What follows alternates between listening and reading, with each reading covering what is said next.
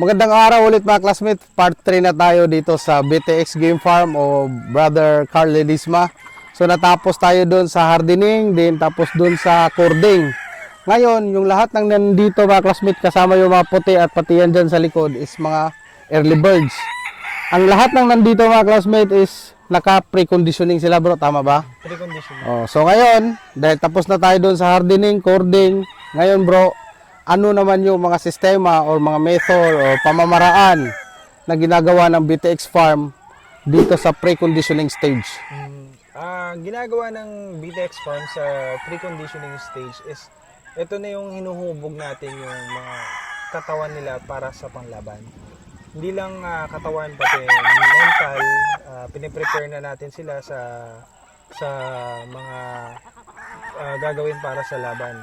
Isa rito yung pagpapakilala sa mga iba't ibang kulay ng mga manok. Like yung sa mga puti, sa bulik, sa itim. Yan. Ini-spar na natin sila sa mga iba't ibang kulay ng manok. Bago sila mapunta dun sa spar ng proper conditioning, dito muna sa lupa. Dito muna sila sa damo nag-i-spar. Unang spar nila is damo. Damo muna. I-spar muna natin sila sa puti, sa iba't ibang kulay para hindi sila gigiri. Ayan. Then after nun bro, ano pa yung mga, ano ang mas matimbang para sa'yo? Mental training or yung physical training nila? Yung bagong pre-con bagong pre-con. Sa akin kasi both dapat magsama yung physical at saka yung mental training. Kasi ano ka nga sa physical pero stress na stress naman yung manok mo. Tapos binubugbog mo naman sa pagpapagalaw, ang mangyayari hindi mo rin makukuha yung gusto mong sa stag. Kasi stag yan, fragile sila sa stress. Pag na-stress sila kaagad, hindi magde-develop yung magandang katawan nila kasi hindi nakakain, hindi na nakakatulog ng maayos. So, kailangan yung meron pa rin sa mental. The worst dyan is yung iba mag-give off yung immune system. Yes. Hihina. Magkakaroon sila ng sakit, sipon, whatsoever. Yes. Lalo na ngayon ay medyo mainit sa umaga hanggang tanghali, hanggang alas 3, sabay paghapon bubuhos yung malakas na ulan. Kung stress pa sila, madadagdagan pa lalo yung stress nila dahil sa weather. Ang ginagawa namin, before kami mag-spar, 30 minutes before sparring, nagdadrop kami ng reload, 3 drops lang. So, hindi ka agad na 5 drops, 3 drops lang muna. So, para hindi sila mabigla doon sa ginagawa mo. Lahat ng gagawin mo kasi sa stags, dapat in moderation muna. Hinay-hinay, dahan-dahan. Gradually. Gradually. Wag yung bibiglayin mo sila na ganito, bibigyan mo kaagad, ganitong po, bibigyan mo kaagad na B12. Dahan-dahan muna. Hanggang mapuli adapt na nila yung sistema mo, pwede mo nang gawin yung gusto mong gawin sa kanila. Amen. So, parang sa ano din yan bro, change feeding. Ngayon naman, gamot naman o vitamina yung pinag-uusapan natin classmate na example, hindi tayo magturok sa kanila o magbigay araw-araw. Hindi. Kumbaga, ano lang muna, introducing lang muna lahat. Introducing muna lahat dahil kaya nga tinawag na pre-conditioning. Hindi pa sa papasok ng proper conditioning kasi sa pre-conditioning, i-introduce mo muna lahat ng dapat gagawin mo sa kanya. Para pag pumasok siya ng proper conditioning, he is mentally ready. And physically, buo na yung katawan and mentally ready na sila sa stress. Amen.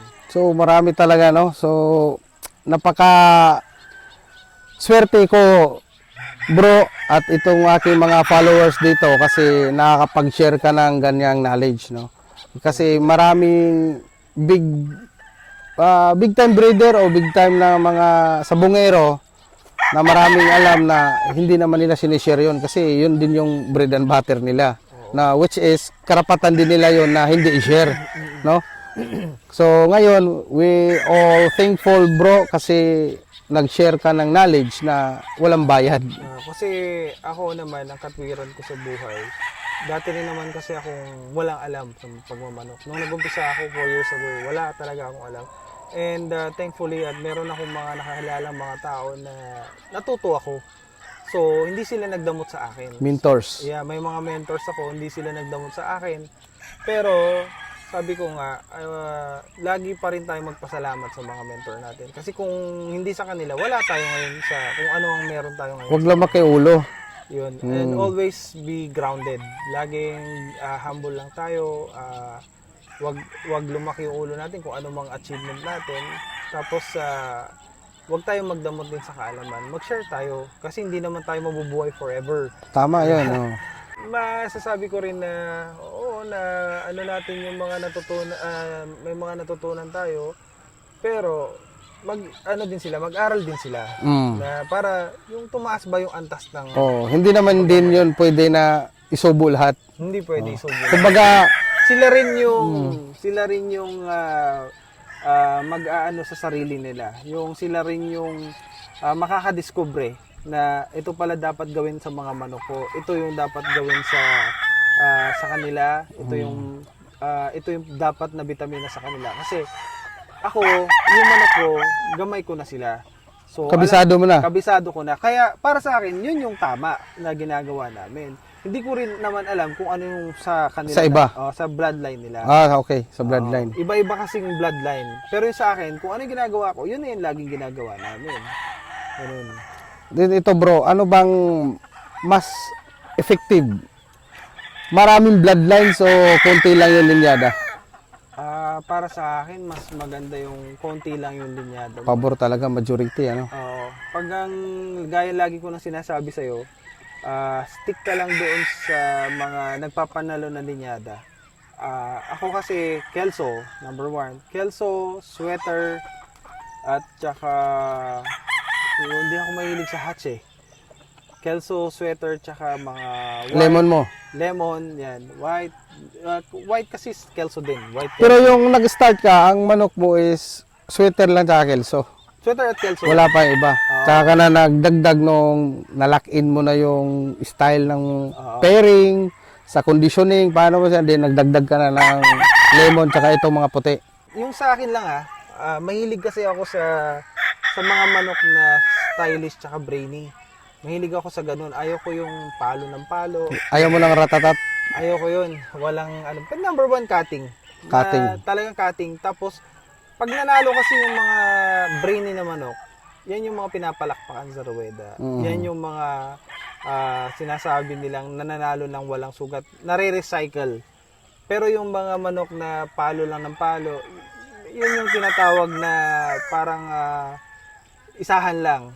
Yung hindi mo na siya mauulit kasi balda na. Ganun. Ako mahilig ako sa mga brainy na manok dahil doon ko nakikita yung pagnanalo talagang very impressive sila. Yun, tuwan-tuwa ako pag ganun. So yun mga classmate, narinig po natin galing mismo kay Brother Carl Ledesma of BTX Game Farm. At bro, congratulations sa bago mong farm. Thank you very much at nakapunta kayo. Kaming lahat ay nagpapasalamat dito sa kaalaman na ibinahagi mo sa aking mga followers. So maswerte tayo mga classmate, pero ando na yung pointers, references, guides, lahat, no? Explore natin. Kasi tayo din yung makaka-discover mismo ng sarili nating timplada. Kumbaga may guide ka na eh. Kumbaga ito na yung daan eh. Hanapin mo na lang dyan sa dadaanan mo yung makakatulong pa sa manukan mo na mag-improve. So maraming salamat Bro Carl, maraming salamat. At sa shout out ko na rin si Doc Clyde ng Team Excellence, no? Lahat po ng Team Excellence at ng videographer ko, Super Andre. Bawi-bawian lang yan bro. Maraming salamat sa'yo. Tatak Excellence. Subok na magaling.